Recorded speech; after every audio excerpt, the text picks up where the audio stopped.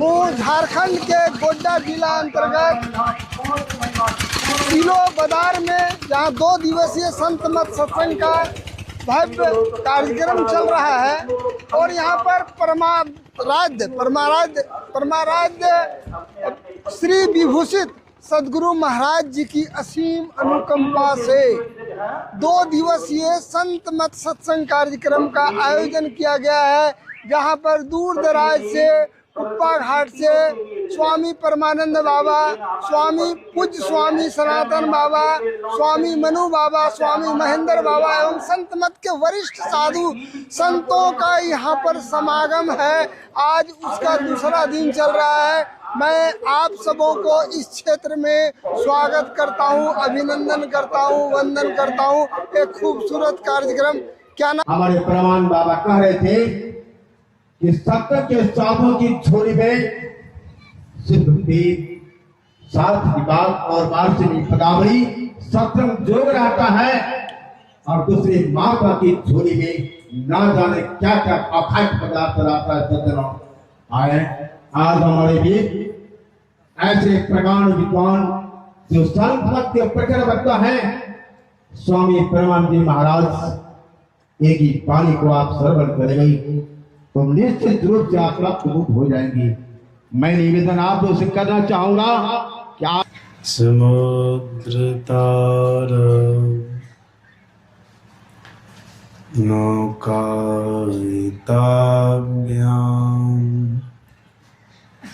गुरु भक्ति दाभ्यां वैराग्य साम्राज्य जिद पूजनाभ्यां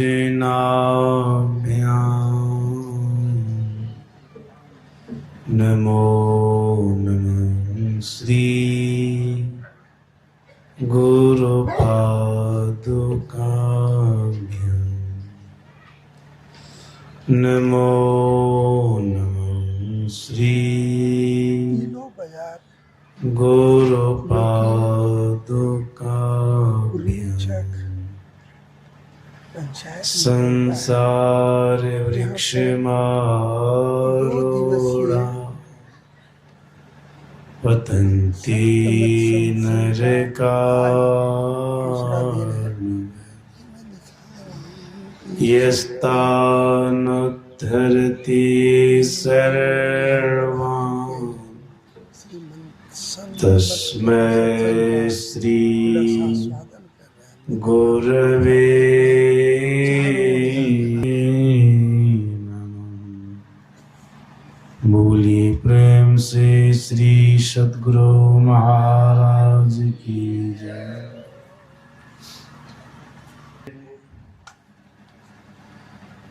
पूज्य बाबा लोगों के पावन श्री चरणों में कोटि प्रणाम।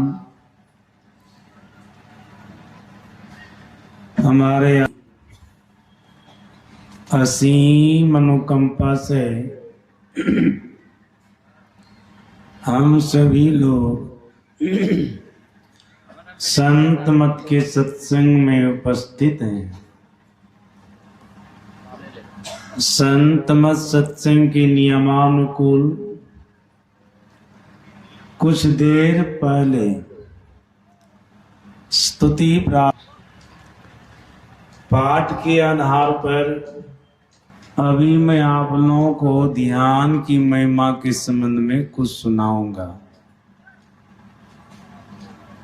शास्त्रकारों ने, महापुरुषों ने कहनी कृपा की है, ध्यान की बड़ी महिमा है। हम लोगों के सद्गुरु महाराज महर्षि में ही परमहंस जी महाराज कहनी कृपा की है, ध्यान करने वाला जीवात्मा अपने आप को काल के मुंह से निकाल लेता है। अब आप लोग कहेंगे, क्या हम लोग काल के मुंह में हैं? सदगुरु महाराज जी के वचनानुकूल संसार के प्रत्येक प्राणी काल के मुंह में। आप कहेंगे हम काल को देखते हैं कहां? कौन है काल जिनके मुंह में हम पड़े हुए हैं? पहले काल को समझ मनीषियों ने, महापुरुषों ने और खास करके हम लोगों के सदगुरु महाराज जी ने इसको बहुत बढ़िया से समझाया है। सदगुरु महाराज जी ने कहा काल, हम आप सभी लोग समय के अंदर हैं, अर्थात काल के मुंह में। अभी काल समय के रूप में है। सज्जनों, जब से हम लोग संसार में आए हैं तब से हम लोग समय के अंदर हैं, मतलब काल के मुंह में। अभी हम आप काल के मुंह में हैं, लेकिन काल दिखाई नहीं पड़ता है। हकीकत में काल का क्या रूप है हम लोग देख नहीं पा रहे हैं। सज्जनों, जब समय आता है किसी को ले जाने का, तब काल कोई न कोई रूप धारण करता है। जैसे आप लोग जानते हैं, माता गंगा जल के रूप में रहती है, और जब उनको जरूरत पड़ती है ना, तो वो मनुष्य का शरीर धारण कर लेती है। आप लोग जानते होंगे इस बात को। माता गंगा का विवाह राजा शांतनु से हुआ था। जो माता गंगा जल के रूप में बहती है ना, जिस माता गंगा को हम अब जल के रूप में देखते हैं, वही माता गंगा मनुष्य शरीर धर करके राजा शांतनु से विवाह किए थे। और आप लोग जानते होंगे राजा शांतनु के द्वारा माता गंगा के गर्भ से 8 संतान पैदा ली। 7 संतान को माता गंगा अपने जल में बहा दी, और 1 संतान बची, वही देवव्रत है, भीष्म पितामह है। ये इसलिए सुना दिया कि आपको विश्वास हो, धारण करती है। जब जैसा रूप बनाने का होता तब तैसा रूप बना लेती है। उसी प्रकार से काल समय के रूप में रहता है, दिख पड़ता है। इस संसार से किसी को ले जाने का, फिर उसको जिस तरह से ले जाना चाहिए उस तरह का रूप धारण करके आता है, उसको ले जाता है। कभी सांप के रूप में आता है, कभी बिच्छू के रूप में आता है, कभी पशु के रूप में आता है, कभी बवंडर के रूप। आप लोग कभी सुने होंगे, स्मरण में आ जाएगा। राजा विक्रमादित्य, जो राजा भर्तृहरि के छोटे भाई हैं, जिनके नाम पर विक्रम संवत चलता है। हिंदुओं का संवत चलता है, सनातनियों का संवत चलता है विक्रम संवत। ये विक्रमादित्य एक बार अपनी प्रजा का निरीक्षण करने के लिए विचरण कर रहे थे, घूम रहे थे। उसी दरमियान जंगल में भी गए। जब जंगल में प्रवेश किए, देखा कि भालू आ रहा है। वो लकर हाड़ा डर गया, शरीर उसका कांपने लग गया। इतना थड़थड़ाया शरीर ना, इतना हाथ कांपने लगा ना, डाल से उसका हाथ छूटा, वो नीचे गिर गया। जैसे विक्रमादित्य देखे इस दृश्य को, जंगल में एक जगह चौराहा था, वहां पर भालू स्त्री का रूप धारण करके बैठ गया। वहां 2 सगे भाई कहीं दरमान का काम करता था, छुट्टी लेके घर जा रहा था, आया बता ये बहुत भूखी है, प्यासी है। क्या कहता बड़े भाई, लगता तुमको भूख लगी है, प्यास लगी है। तो स्त्री क्या कहती है, हमको भूख लगी है, प्यास लगी है, हमको खाने पीने के लिए कौन क्या दे सकता है? तो कहता है बड़े भाई मैं दे सकता हूं। छोटे भाई को बोले तुम यहाँ ठहरो, जंगल के बगल में शहर है, वहां से कुछ खाने पीने का सामान ले आते हैं, इस स्त्री को दे देंगे। छोटे भाई वहां पर रुके, बड़े भाई गए शहर, वहां खाने पीने का सामान खरीद रहे हैं। इधर वो स्त्री छोटे भाई को क्या कहती है, देखो तुम्हारा भाई हम पर आसक्त हो गया है, वो हमसे विवाह करना चाहता है, लेकिन वो हमको पसंद नहीं है। विवाह की यहाँ पर कोई बात थी, कोई चर्चा थी? क्या कहती, विवाह करना चाहता है लेकिन वो हमको पसंद नहीं है, तुम हमको पसंद हो, हम तुमसे विवाह करेंगे जब तक तुम्हारा भाई खाने पीने का सामान लेके आवेगा, तब तक दोनों मिलकर के विवाह कर लो। अब विवाह करने में समय कितना लगता है? भले आजकल की महिला रात लगा देती है, गीत गाते गाते अल्लड़ बल्लड़ गाती है, जो सो गाती है, रात बिता देती है। नहीं तो विवाह करने में क्या, देवता का पूजन कीजिए, 7 फेरा लगाई, सिंदूर दान कीजिए, काम खत्म है। यही समझ है। कितने लोग तो केवल सिंदूर दान करते, काम खत्म। जो भाग पड़ा करके करते उसके लिए कोई है नियम कानून, बस मंदिर में गए सिंदूर दान किए हो गए। जबकि ऐसा काम नहीं करना चाहिए, ये गलत काम है, लोग करते ही हैं। सज्जना वो कहती है जब तक तुम्हारे बड़े भाई आवेंगे खाने पीने का सामान लेकर के, तब तक विवाह संपन्न हो जाएगा, तुम हमसे विवाह कर लो। लेकिन छोटे भाई क्या कहते, नहीं नहीं ऐसा मैं नहीं कर सकता।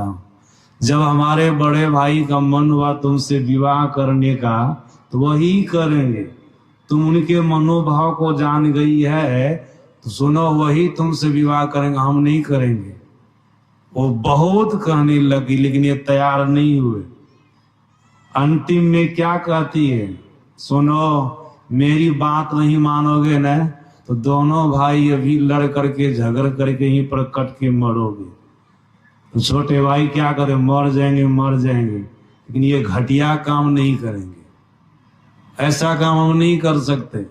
सज्जन स्त्री क्या करती है, साड़ी फाड़ लेती है, बाल को बिखेर लेती है, और इस तरह से बिखेरी न लगा इसको कोई मारा है, इसकी साड़ी को कोई चीरा है, उस तरह से बाल बिखेर ली, साड़ी को फाड़ ली, और जार बेजार रोने लगी। इतने में बड़े भाई आ गए।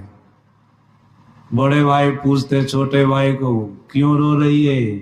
कहा अपने से ऐसा ऐसा करके रो रही है। अब बड़े भाई पूछते स्त्री को, तू क्यों रो रही है? कहीं तुम्हारा भाई 1 नंबर का धूर्त है, जैसे तू चला गया ना खाने पीने का सामान लाने के लिए, ये जबरदस्ती हमसे विवाह करना चाह रहा था।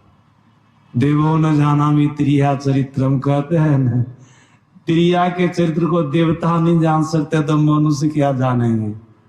सज्जना अब देख इनको पूरा विश्वास हो गया, हो सकता है छोटे भाई का मन बहक गया होगा, जबरदस्ती किया भी होगा।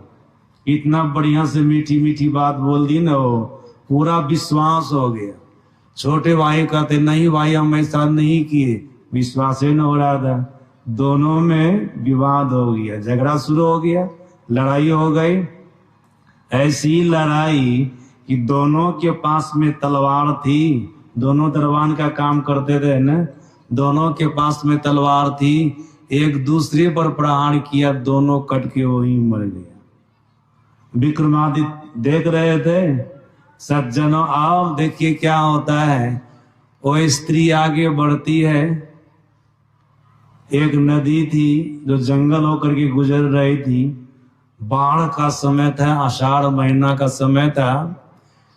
नदी में पानी लबालब भरा हुआ था। नदी के किनारे स्त्री गई और सर्प का रूप धारण कर ली, सांप बन गई, सांप बन गई। और जितने लोग थे ना नाव पर, सब डूब करके मर गए। अब वो सांप उस पार गया, एक ज्योतिषी का रूप धारण किया। ज्योतिषी समझते हैं ना आप लोग, वो गांव घर में घूमते रहता है ना, पतरा उतरा देखता, हस्तरेखा सब देखता है। ऐसे पोथी पतरा ले लिया झोला में, पाँव में खड़ा होता, हाथ में चिमटा था, जैसे होता ज्योतिषी का रूप धारण क्या चलने लगा। विक्रमादित्य इसी बार से कहते ज्योतिषी जी हमारा थोड़ा ठहर जाएंगे। ठहरे वो उनके पास गए, उनको पूछे आप कौन है बताइए। ज्योतिषी का था, देखते नहीं हम ज्योतिषी है, पोथी पतरा देखते हैं, हस्तरेखा सब देखते हैं, हम ज्योतिषी हैं। कब ज्योतिषी नहीं है, हम आपको देखें कई रूप बनाते हुए। पहले आप भालू का रूप बना करके गाछ पर चढ़ करके लकड़हारा को गाछ से गिरा के मार दिया, सो भी हम देखे। फिर स्त्री का रूप धारण करके दो सगे भाई को आपस में लड़ा करके मार दिए, सो भी देखे। सांप का रूप धारण करके 250 आदमी को पानी में डुबा करके मार दिए, सो भी देखे। अभी ज्योतिषी का रूप धारण किए, कौन है बताइए, कौन है? सब कुछ हम देखे आपका, उसका भेद खुल गया। तब ये कहता है मैं काल हूं। जहां पर जिसको मारना होता है ना, वहां पर जाकर के मैं उसको मारता हूं। जिस रूप में मारना होता है उस रूप में उसको जाकर के मारता हूं।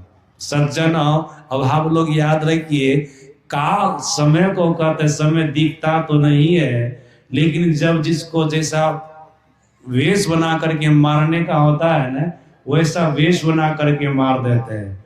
जहां पर जिसको मारना होता है वहां पर जाकर के मार देते हैं। सदगुरु महाराज जी कहते हैं, महापुरुषों का कहना है, शास्त्रों का कहना है, संसार के प्रत्येक व्यक्ति काल के मुंह में पड़े हुए हैं। गुरु महाराज जी के प्रवचन में आप लोग सुने भी होंगे, काल राजा कब किसको कहां पर झपेटा लगा देगा इसका ठिकाना नहीं है। कहां किसको कम मार देगा इसका ठिकाना नहीं है। गुरु महाराज जी ने अपनी वाणी में कहा, माघ भूखा बाघ काल के मुख पड़ो है बावरे, होश कर चेतो सवेरे बचो ध्यान के दावरे। काल मुख से निभु की भागो ध्यान के बल भाई रे, ऐसो अवसर खोइयो तो रोइयो पछताई रे। सदगुरु महाराज जी कहते हैं, संसार के लोगों सब के सब काल के मुंह में पड़े हुए हो। सज्जना, काल के मुंह में रह करके शरीर का परित्याग करेंगे ना, तो नरक में जाने से कोई नहीं बचाएगा, दुख के स्थान में जाने से कोई नहीं बचाएगा। इसलिए इसके मुंह से निकलना है, तो कैसे निकलेंगे? गुरु महाराज जी कहते ध्यान के बल। अगर ध्यान करेंगे ना, तब अपने आप को काल के मुंह से निकाल लेंगे। सज्जन, जब ध्यान के द्वारा अपने आप को काल के मुंह से निकाल लेंगे, तो काल का आपके ऊपर कुछ चढ़ा चलेगा? कुछ भी नहीं चलेगा। आप लोग सुने होंगे गोरख काल संवाद, पता चल जाएगा। गोरखनाथ जी महाराज जिस कलयुग में हम आप हैं ना, इसी कलयुग में गोरखनाथ जी महाराज हुए। अति वृद्धावस्था में गंगा स्नान करने के लिए जा रहे थे। गोरखनाथ जी महाराज की कांधे पर एक धोती थी, पाँव में खड़ाऊ था, हाथ में चिमटा था, गंगा स्नान करने के लिए जा रहे थे। पीछे से 20 वर्ष का नवयुवक गोरखनाथ जी महाराज को पुकारता है, अरे गोरखनाथ थोड़ी देर ठहर जाइए, अरे गोरखनाथ थोड़ी देर ठहर जाइए, अरे गोरखनाथ थोड़ी देर ठहर जाइए। ठहर गए। नवयुवक आता है गोरखनाथ जी महाराज के पास। गोरखनाथ जी महाराज कहते हैं, क्या बात है जी? नवयुवक कहता है, आपका समय पूरा हो गया, मैं आपको लेने आया हूं। मतलब आपका औरदा खत्म, आयु खत्म, मैं आपको लेने आया हूं। तो गोरखनाथ जी महाराज कहते, तुम कौन हो, हमको लेने आए हो? कौन हो बताओ? तब नवयुवक कहता, मैं काल हूं। देख लीजिए मनुष्य के रूप में आए हैं। कभी कभी कोई मनुष्य किसी को मार देता है ना, समझिए काले कोई न कोई रूप लेकर किया जी ये मार दिया। का मैं काल हूं, मनुष्य के रूप में आया हूं, आपको ले जाने के लिए आया हूं, चलिए आपका समय पूरा हो गया। उसी समय काल अपने रूप में आता है कि देख लीजिए हमारे हकीकत रूप को जैसा काल का रूप होना चाहिए, मतलब डरावना वाला रूप, वैसा रूप दिखाए। तो गोरखनाथ जी महाराज क्या कहते हैं, समझ गए तू काल है लेकिन हम तो महाकाल हैं, कालों के भी काल महाकाल है। सुनो, तुम्हारे कहने पर मैं जाने वाला नहीं हूं। सज्जना जो गोरखनाथ जी महाराज के जीवन को पढ़ेंगे उनको पता होगा गोरखनाथ जी महाराज किसी माँ के पेट से नहीं जन्मे, इनका जन्म गोबर से हुआ है। सज्जना ये भगवान शंकर के अवतार हैं। सज्जनों विनाश करने वाला कौन है संपूर्ण सृष्टि को, भगवान शंकर। विनाश करने का काम तो इन्हीं के हाथ में न है, सर्जन करने का काम ब्रह्मा जी के हाथ में, पालन करने का काम विष्णु जी के हाथ में, और संहार करने का काम शंकर जी के हाथ में है। सज्जन इसलिए बोल रहे गोरखनाथ जी महाराज ये शंकर भगवान के अवतार हैं। मैं कालों के काल महाकाल हूं, तुम्हारे कहने से मैं जाने वाला नहीं हूं।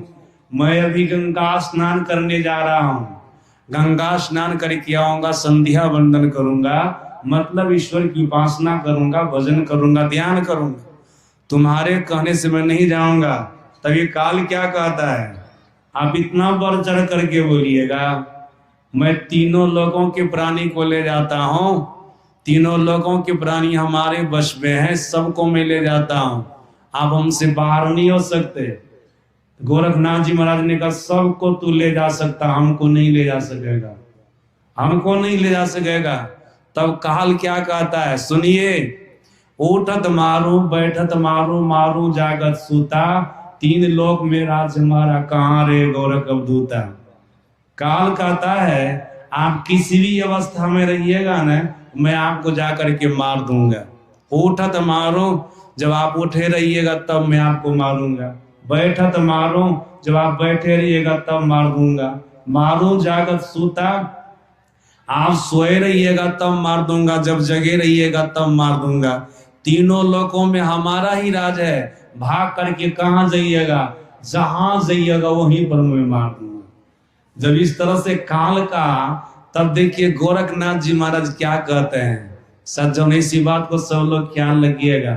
गोरखनाथ जी महाराज कहते सुनो काल, मैं अपनी बात तुमको बता रहा हूं। उठत सुमिरो बैठत सुमिरो, सुमिरो जागत सूता, तीन लोग से रहूं नियारा, तब कहो गोरख अवधूता। सुनो, मैं किसी भी अवस्था में रहूंगा ना तो सिमरन करता रहूंगा।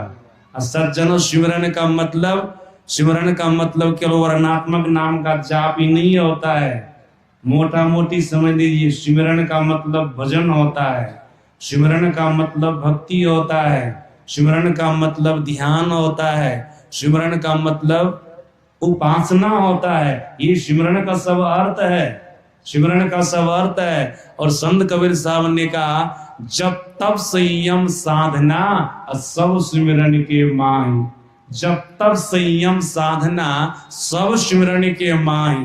सज्जनों हम आप जो सत्संग कर रहे हैं ना, ये भी सिमरन के ही अंतर्गत है। हम आप जो ध्यान करते हैं ना, ये भी सिमरन के ही अंतर्गत है। सिमरन में मानस जप करते हैं, मानस ध्यान करते हैं, दृष्टि साधन करते हैं, नाम साधन करते हैं, ये सब जो करते हैं ना सब सिमरन ही होता है, सब सिमरन ही होता है। गोरखनाथ जी महाराज की ऐसी अवस्था हो गई थी, क्या कहते हैं, मैं किसी भी अवस्था में रहूंगा तो सिमरन करता रहूंगा, मतलब भजन करता रहूंगा, ध्यान करता रहूंगा, हमारे द्वारा भक्ति होती रहेगी, उपासना होती रहेगी। और जो ये करने वाला होगा ना, उस पर तुम्हारा कुछ भी चरा चलने वाला नहीं है, तो उसको तो कुछ भी नहीं बिगाड़ सकता है। सुनो, हमारी ऐसी अवस्था है, उठत सिमरो बैठत सिमरो, सिमरो जागत सूता, तीन लोग से रहो नियारा, तब कहो गोरख अवधूता।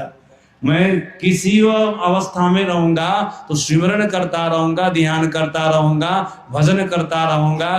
तुम्हारा राज तो 3 ही लोक में न है, मैं तीनों लोकों से न्यारा रहूंगा। जहां गम काल की नाई, जहां तुम्हारा गम नहीं है, जहां तुम्हारी पहुंच नहीं है, वहां मैं रहूंगा। तू मेरा क्या बिगाड़ेगा? इतना जब सुना दिया ना, तब फिर क्या कहता है काल? सुनिए गोरखनाथ, अभी क्या हुआ। मैं अपनी स्थिति बताता हूं, अपना सामर्थ्य बताता हूं, अपनी शक्ति बताता हूं। सुनिए बढ़िया से। गोरखनाथ जी महाराज ने कहो ने कितना तू कहता, सब सुनेंगे, फिर हमारा भी तुम सुनना। पहले तुम सुनाओ, फिर बाद में हम सुनेंगे। सज्जनों, काल कहता है धरती आकाश मिट जाएंगे, मिटेंगे मेरू कैलाश, एक मेक हो जाएंगे तो कहां में रहेंगे हरि के दास। काल क्या कहता है? गोरखनाथ, मैं सबको मिटा दूंगा, मतलब महाप्रलय कर दूंगा, कुछ रहने ही नहीं दूंगा। धरती आकाश सबको मिटा दूंगा, धरती पताल सबको मिटा दूंगा, आकाश पताल सबको मिटा दूंगा, कुछ रहेगा ही नहीं। तो कहाँ रह कर क्या भजन कीजिएगा, सिमरन कीजिएगा, ध्यान कीजिएगा। क्या कहते गोरखनाथ जी महाराज? सुनो काल, तुमको पता चलेगा भगत कैसे भजन करता है, तुमको पता नहीं चलेगा, और हमारी अवस्था का पता तुमको हकीकत में नहीं है। सुनो, धरती आकाश मिट जाएंगे, मिटेंगे मेरू कैलाश, एक मेक हो जाएंगे तो हरि में रहेंगे हरि के दास। समझ गए आप लोग? गोरखनाथ जी महाराज ने काल तू सबको मिटा देगा। क्या हरि को भी मिटा देगा? परमात्मा को भी मिटा देगा? तू सबको मिटा सकता है, परमात्मा को नहीं मिटा सकता है। सजन यही कारण है ना कि परमात्मा कहते हैं वो अविनाशी है, उसका विनाश कभी नहीं हो सकता है। परमात्मा अविनाशी है, उसका विनाश कभी नहीं हो सकता है। सज्जन, अगर उनका भी विनाश होता तो काल उनको भी खत्म करता, तब उनका नाश होता, तब उनका विनाश होता। काल की गम वहां तक नहीं है, काल वहां तक जा नहीं सकता है। तो गोरखनाथ जी महाराज क्या कहते हैं? जब सबको तू मिटा देगा ना, तो सुनो, हरि में रहेंगे हरि के दास। उनको तो तू नहीं मिटाएगा, उसमें जाकर के हम मिल जाएंगे, तो मेरा क्या बिगाड़ेगा? क्या बिगाड़ेगा? सबको मिटा सकता तू परमात्मा को नहीं मिटाएगा। हम परमात्मा में जाकर के मिल के एक में हो जाएंगे, हरि में रहेंगे हरि के दास। इतना पर भी काल को संतोष नहीं हुआ, तब काल क्या कहता है? गोरखनाथ सुनिए, आसन बांधो बासन बांधो, तेरो बांधो तेरे गुरु को बांधो, निकसोगे के द्वारा। ये बहुत इंपॉर्टेंट बात है, सब लोग गौर से सुनिएगा। क्या कहते हैं गोरखनाथ जी महाराज को काल?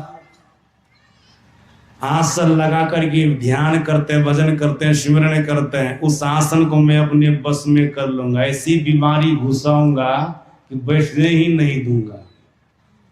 देखते हैं ना बहुत सत्संगी सत्संगों करने के लिए छटपट करते रहते हैं ना, छटपट करते रहते। एक आसन से बैठ सकते हैं, एक आसन से जल्दी नहीं बढ़ सकते, पैर में बीमारी घुसा दे, ठगुन में बीमारी घुसा दी।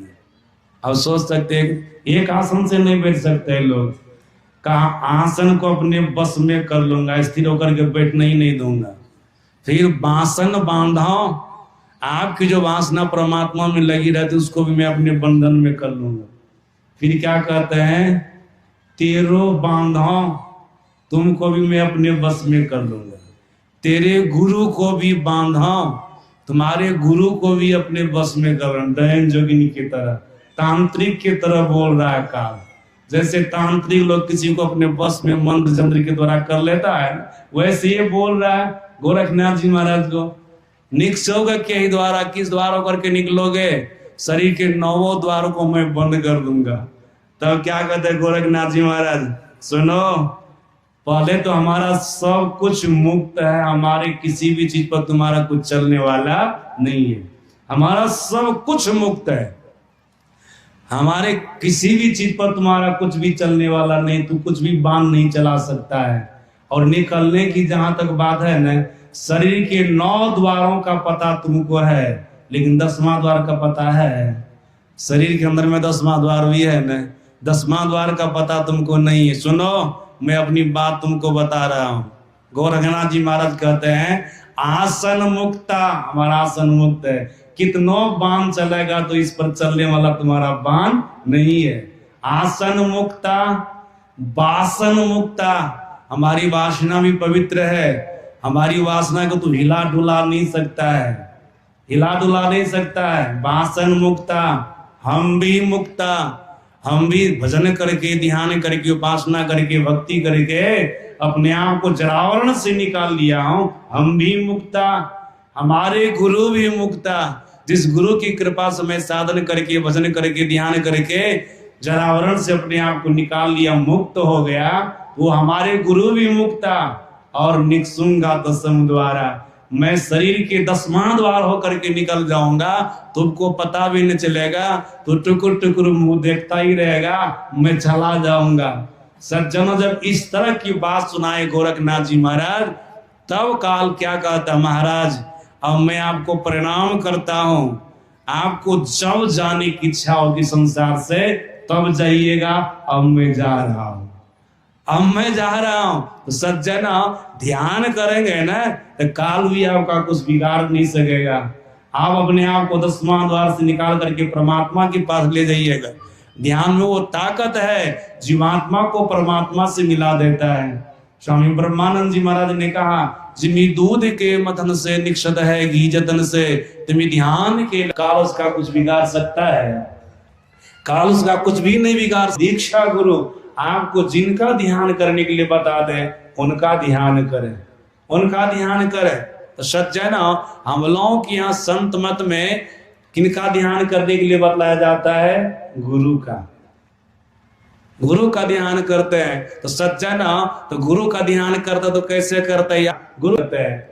अब आप कहेंगे गुरु का स्थूल रूप क्या है और गुरु का सूक्ष्म रूप क्या है? सब लोग गौर से सुनिएगा।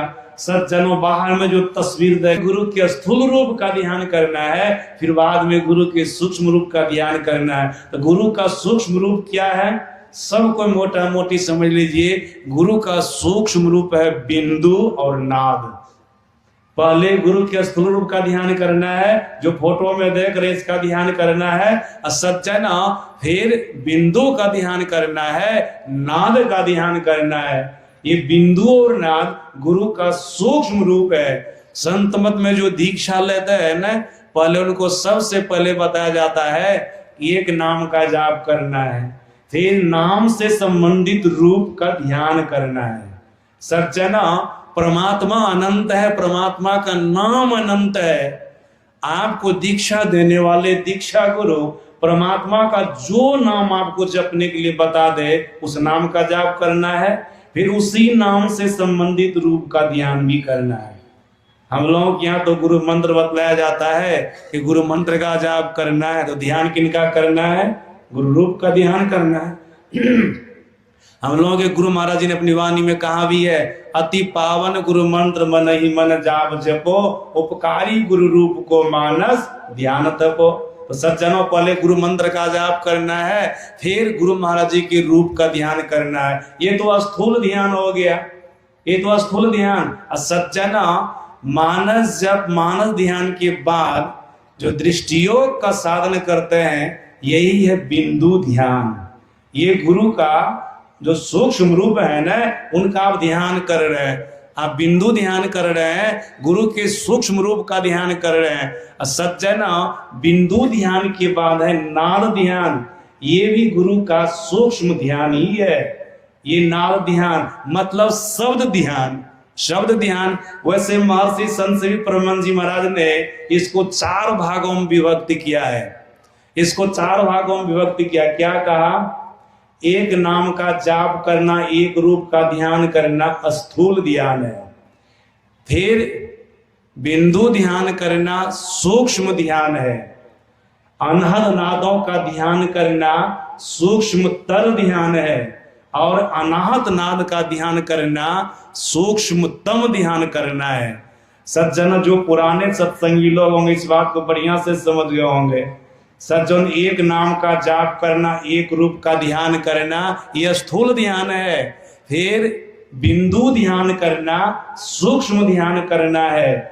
और सुनिए, अनहद नादों का ध्यान करना मतलब बहुत प्रकार के शब्दों का ध्यान करना सूक्ष्मतर ध्यान है। और एक प्रकार के शब्द का ध्यान करना, अनाहत नाद का ध्यान करना, सूक्ष्मतम ध्यान करना है।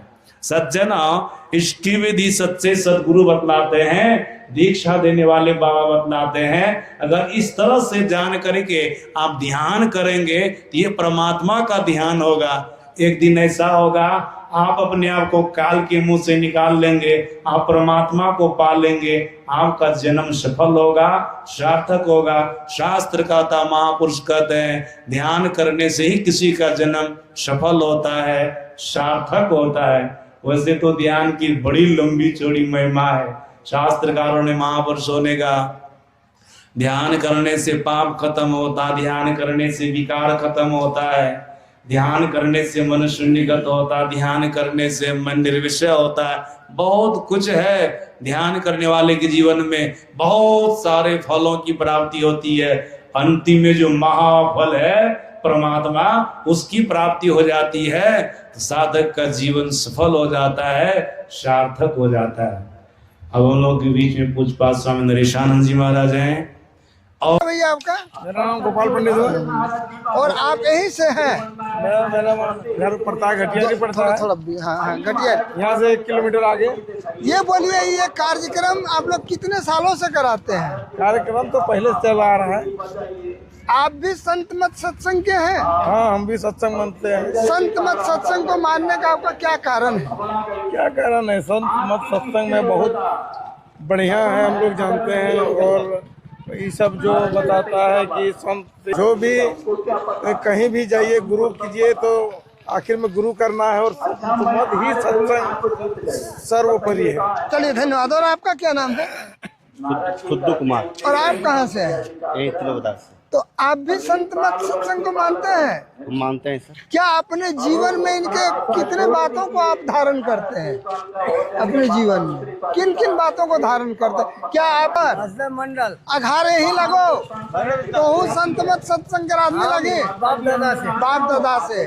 और क्या आप कितने दिनों से संत मत सत्संग में हैं? 2-3 साल से ले लिए। 2-3 साल से पूरा निरामिष रहे? पूरा बाप दादा से वो सब नहीं। और मुझे धन्यवाद। और आपका क्या नाम है भाई साहब?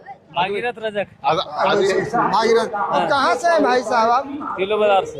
ये सत्संग सुनने में कैसा लगता है? बहुत अच्छा। और इस सत्संग को सुन के आप क्या क्या अपने अंदर में ग्रहण कर रहे हैं? हम लोग तो करवा रहे हैं, अभी तो बिजी हैं इतना कि आप दिन रात। तो व्यस्तम रहने के बावजूद भी कुछ तो आपके कानों में श्रवण होता है। श्रवण तो होता है। तो आप जो सत्संग कराते हैं, इसके पीछे कारण क्या है? इसके पीछे कारण है कि हम लोग यहाँ का सत्संगी की संख्या ज्यादा है। वो लोग सबको चाह रहा है कि सत्संग हो, यहाँ से ज्ञान का भंडार प्रसार हो। मैं एक चीज पूछना चाहता हूँ, आप सत्संग करते हैं, इतना खर्च करते हैं, क्षेत्र का नाम बढ़ता है, क्या आप जो समाज में व्यभिचार है उसको दूर करने का प्रयास करते हैं? उसी प्रयास के लिए सत्संग किया जा रहा है। बहुत सुधार हो गया और बहुत सुधार हो रहा है। ये सुधार बेलो काका? हाँ, हम लोग खेत में जब ढाको के रह लिया, अब कुछ नहीं होता है, सब फेंक देते हैं जहाँ मनता। धन्यवाद देता हूँ, सबों को प्रणाम करता हूँ, बहुत बहुत धन्यवाद।